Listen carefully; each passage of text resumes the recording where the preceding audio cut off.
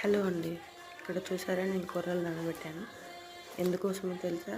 రేపు morning breakfast కోసం కొర్ర ఇడ్లీ చేస్తున్నానండి. ఇంతకీ మీకు తెలుసా కొర్ర ఇడ్లీ ఎలా చేస్తారు? చూడండి, ఒక 3 అవర్స్ అయిందండి నేను నానబెట్టేసి.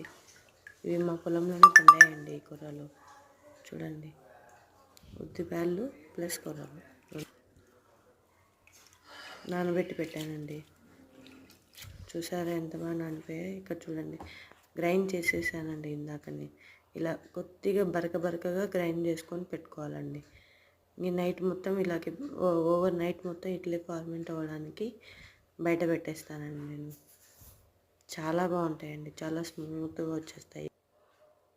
చూసారా ఎంత బాగుందో? చూసేయండి. మరి ఈ రెసిపీ కావాలి అంటే కమెంట్ చేయండి, ఓకేనా? టేస్ట్ అయితే బాగుంటుంది.